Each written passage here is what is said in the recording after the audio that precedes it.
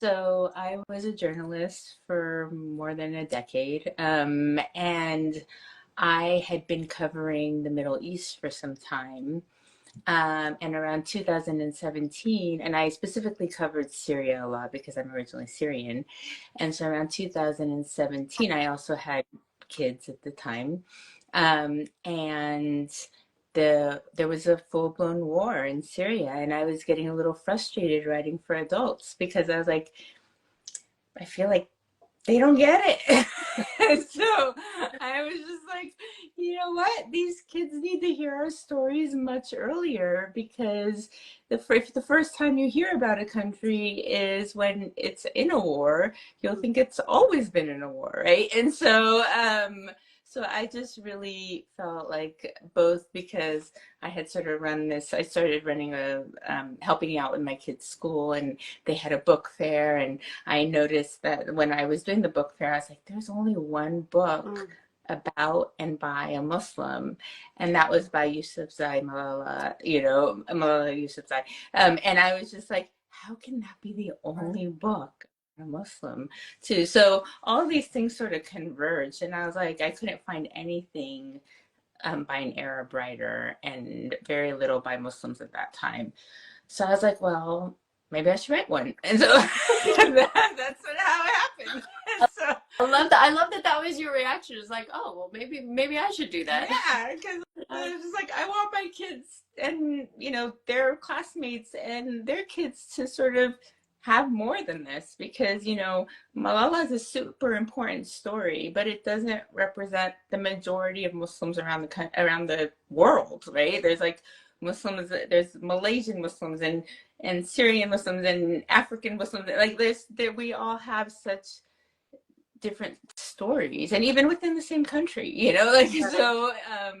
It's an important story, but it's really just one story. So I was just like, well, we all got to start. So why? That's sort of how it started. I love that too. How I was going to ask you about, why this representation is important. And a lot of times we think about it in terms of, our Arab American students that they need to have this representation. But that's such an interesting point you bring up about how it affects maybe the non-Arabs when they see something on the news. If that's the first time they're encountering it, then usually it's on the news because something terrible has happened, and then and these are people who are making policy decisions, who are voting, and this is the only exposure they've had. Could you talk a little bit more about that? Absolutely. It's really, you know, Syria is such a, for example, beautiful country. Like if you had gone even during the Assad times as a tourist, you would have a ball. It was a beautiful country. Like it still is, but you could go and see the old zoo and go walk through, and people still living there, and they're so generous, and they'd invite you into their homes. There's such that everyday life matters because and as kids, when we hear stories about anyone in any part of the world, we're sort of hearing about it then makes sense. It's like, oh yeah, I do that too. Oh yeah, I have an uncle like that too, even though, or whatever it is. But so when it was so frustrating to be writing and writing about Syria and feeling like even in the political angle, like, people, there's a statement that's said in the news and then it just starts getting repeated and repeated. And you don't even have the background of that statement or how that got there, right? And so the same can be said true of like just all of our stories. There's so much depth to each and every one of our stories. And Syria, for example, is hugely diverse. Like we are religiously diverse. There's ethnic diversity. There's racial diversity, right?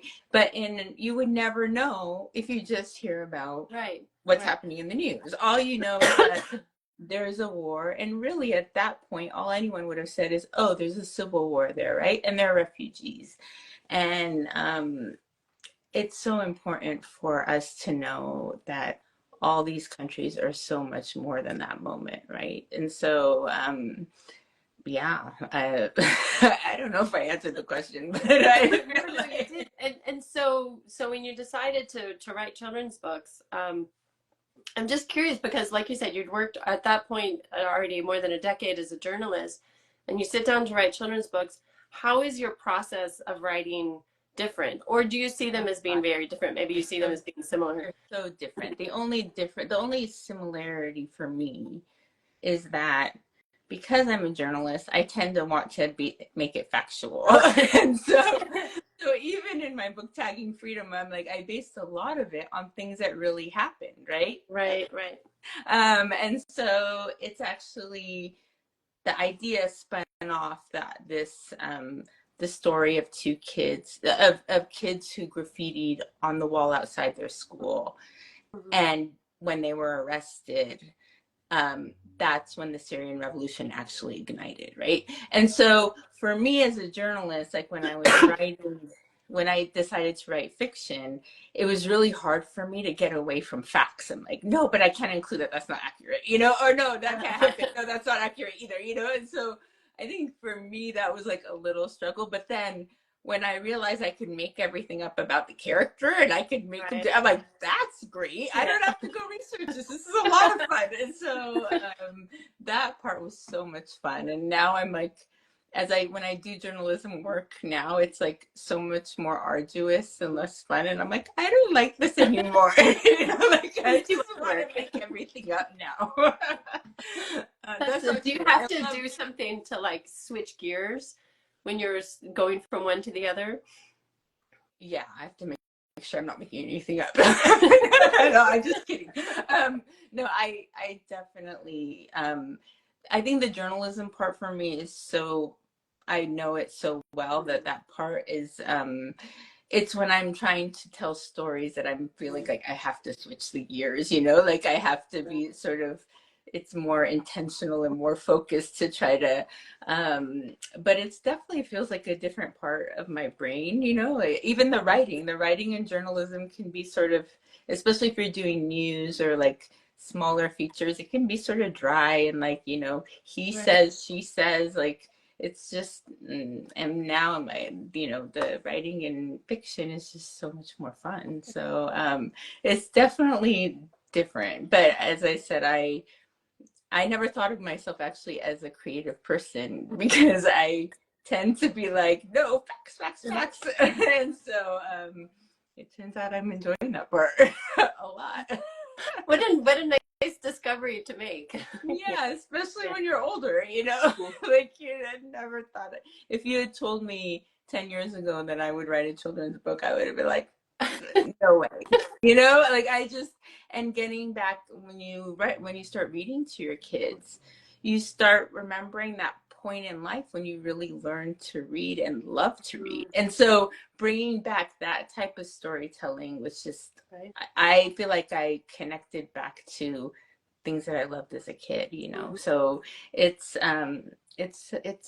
I love it, that part. That's amazing. Yeah. Well, let's talk about your first book. So, Tagging Freedom, like you said, one thing I thought was interesting is it talks a lot about the intersection of art and activism, standing up for what you believe in.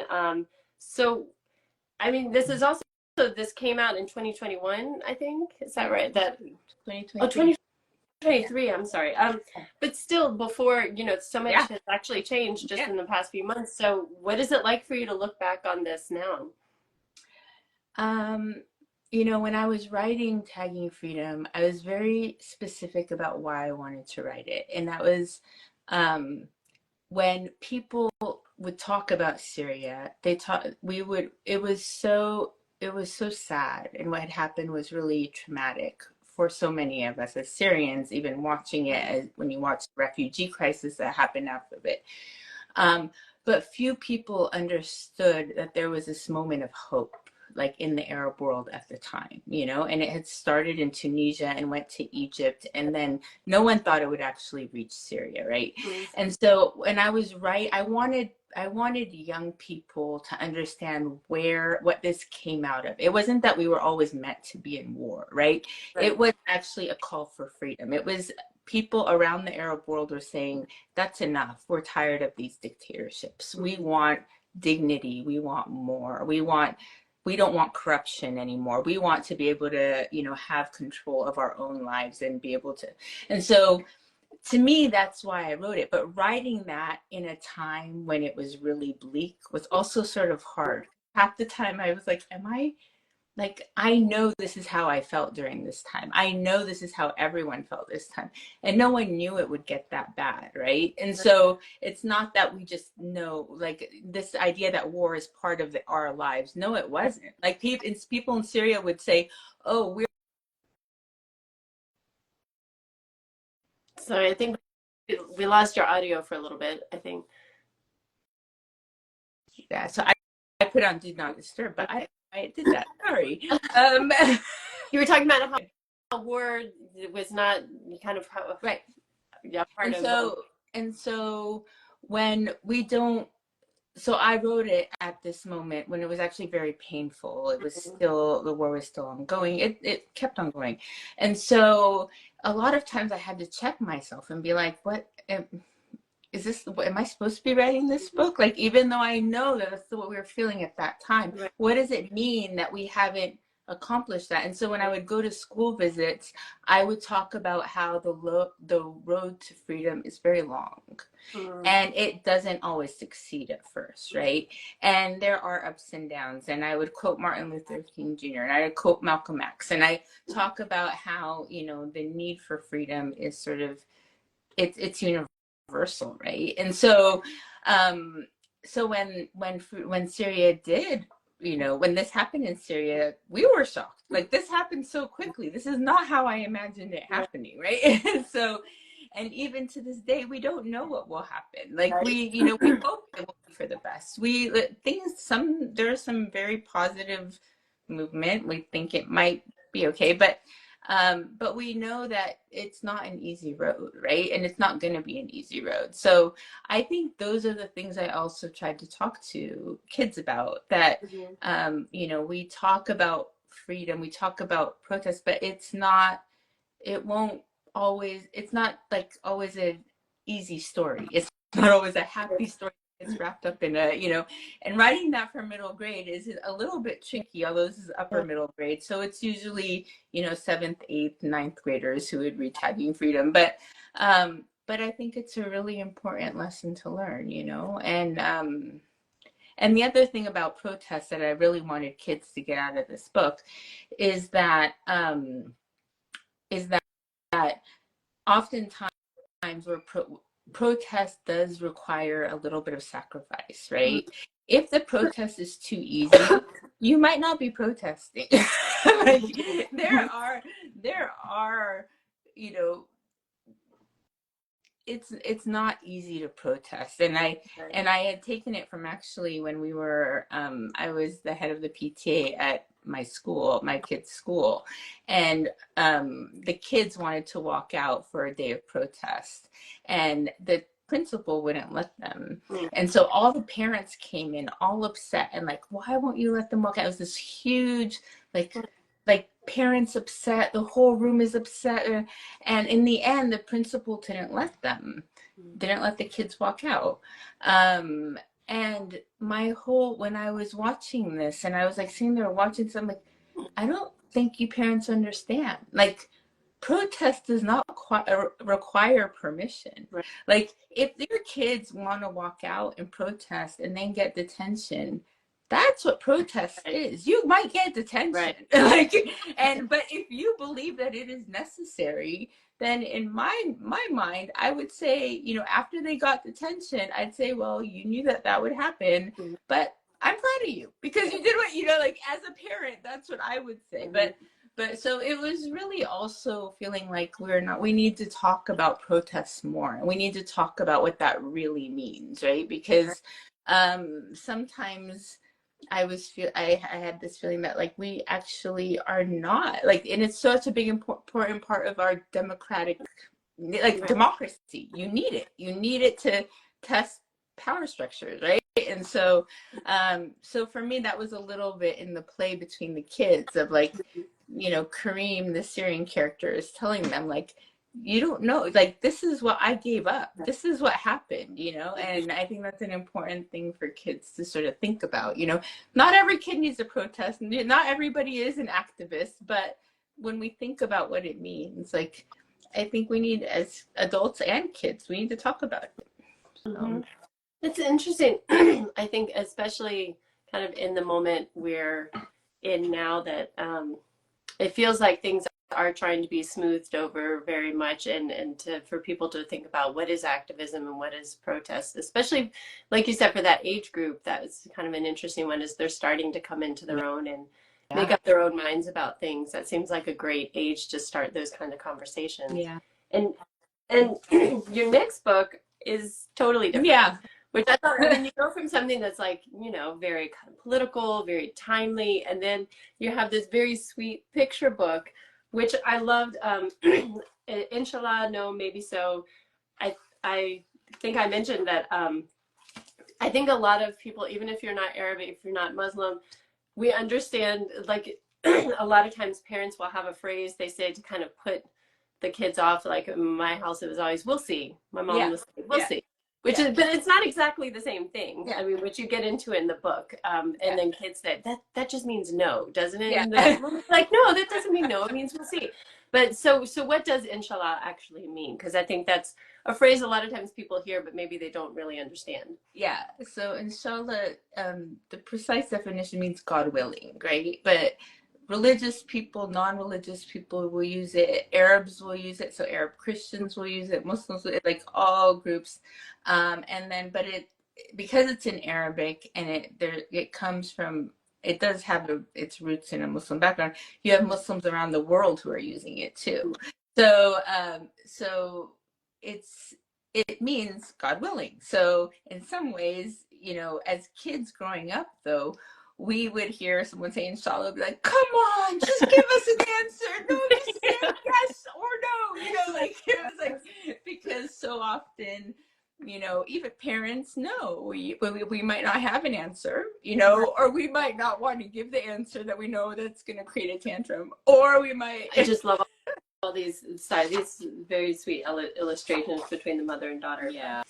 Well, it's kind of interesting because it goes back to, I mean, in a way, tagging freedom is also, you know, you were talking about this uncertainty and doing things even if you don't know exactly how things are going to turn out. So how did you find a way to talk about this kind of a concept, you know, for younger children? Because it seems, you know, what did you want them to kind of understand from this phrase?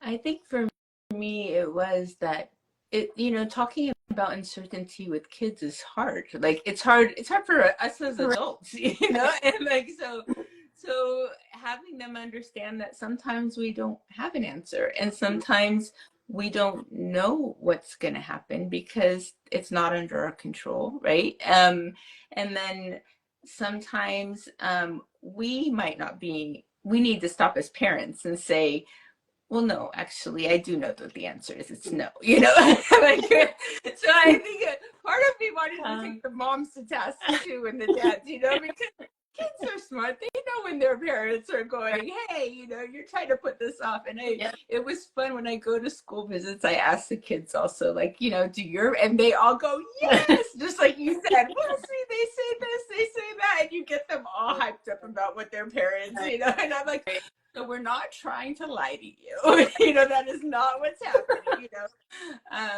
So, you know, just that we don't know what the future is. And if you're religious, you take that as Insha'Allah, you know, God knows, you know. If you don't, I mean, that's how Muslims will say it, that don't know, we can't, you know, but we put our faith in, you know. But people use it, you know, as I said, who are not really, it's also a colloquial sort of term that everyone will use, you know. But it really came from this fun kind of playful thing where we always take our parents to task. And when we put the title up with the cover, that like unconscious kid, like people went insane, like all the parents, you know, people, oh my gosh, that title, because there's this recognition of, like, you know, like Inshallah, no, maybe so, exactly, you know. I love it, and I love it. I mean, it's kind of fun to have something so lighthearted after your others. If we had more time, I'd also love to talk about what it was like because I think this was written with your sister, right? Yes. But It so was that's really different. it was beautiful and challenging. I'll say that. My sister and I are very different, so we don't usually work together.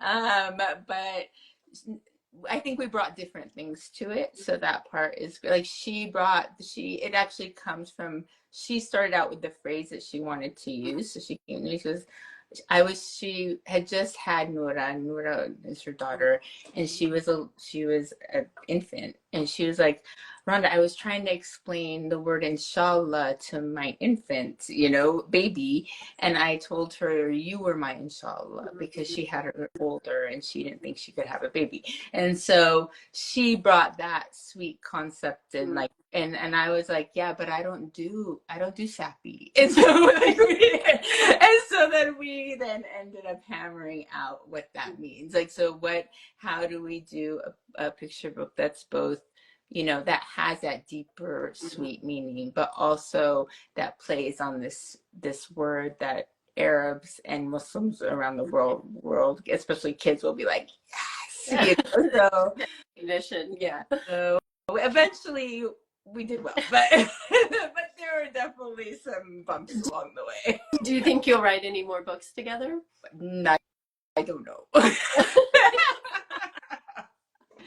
We might, but it was hard because we are very different. Like it wasn't always easy, but I think we might. I don't know. Still to be determined. And you got a lovely comment. Love hearing the backstory of your beautiful book.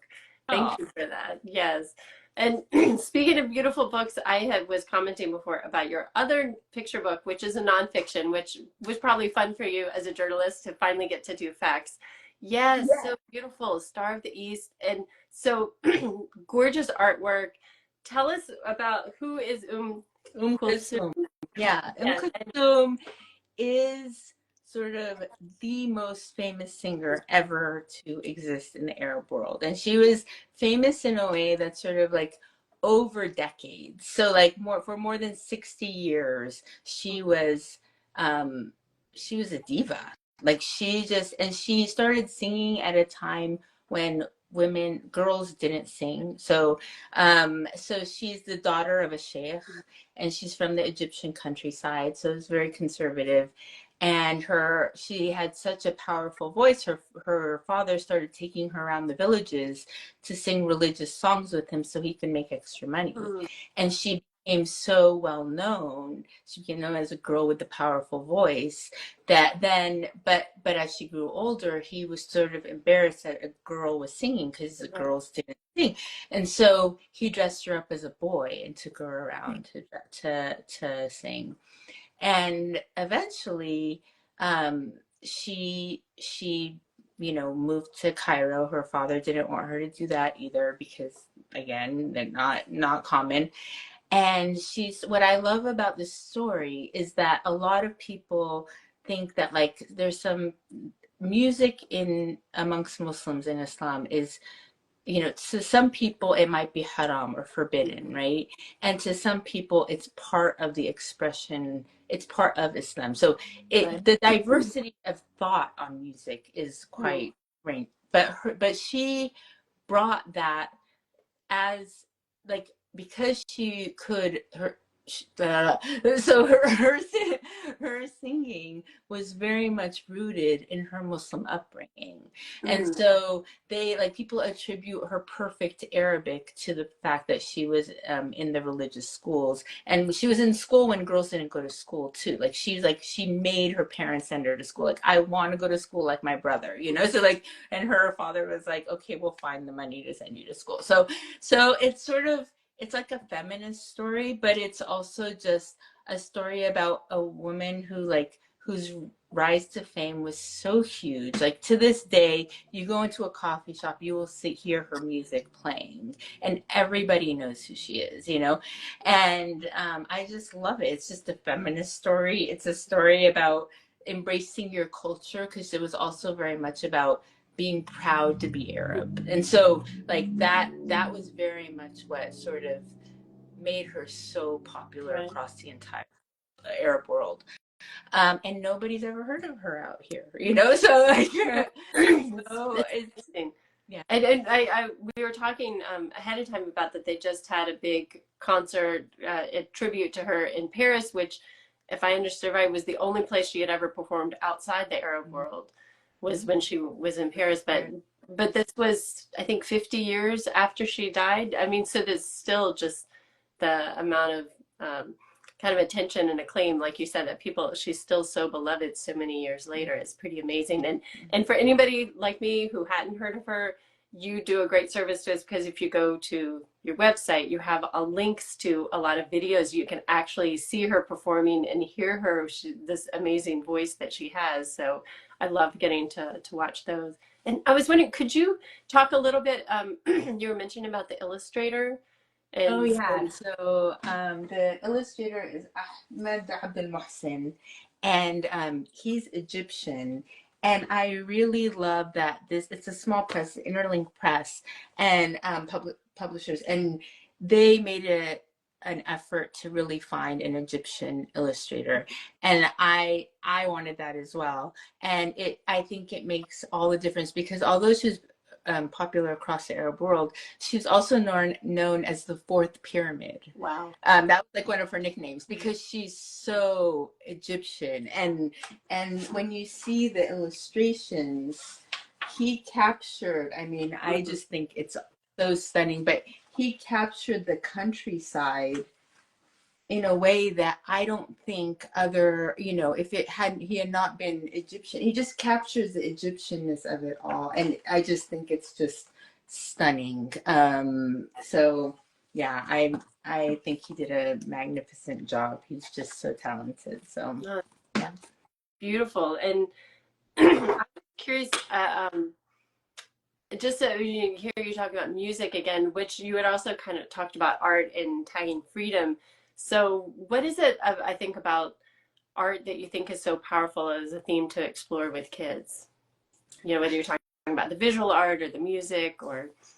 I think art breaks down. We have, storytelling, we have different ways to communicate, but when you see something that's created or something that's sung, you're feeling it on these different levels, right? So with graffiti, when I go to schools and I talk about graffiti, we talk about if it's activism or if it's what it means. I tell them, like, not everyone gets to go to art school and go to get their stuff in a museum. But when you go and you leave something small on a sidewalk, or someone stops for that moment and notices it and sort of takes it in, like, those are moments that are, they become a part of us, and we start noticing it. So I tell kids, like, look what's on our walls. Like, what's on our walls are the things that are sometimes can't be said out loud, or sometimes can't be said. Some of that can be bad, right? But some of it can be the things that we're pushing up against when we're, like, allowed to talk or about something, or what society is allowing us to talk about, right? And so I think art has an ability to push those boundaries in those different ways, because often it is through music, or through storytelling, or through stand-up comedy, or through, like, these different art forms where you can push boundaries. And I find that always to be interesting, right? And so yeah, That's great. And also in Star of the East, that she was pushing boundaries as far as what women were allowed to do, in a way, because she was so talented that she was able to do that. Yeah, and I love that she stayed true to who she was while she did it. So it's not about doing it in the way that is commonly perceived as, right? It's not just like, oh, in order to be a singer, you must look like this, act like this, dress like this, right? She owned that, and she took it, and I feel like she made it in a way that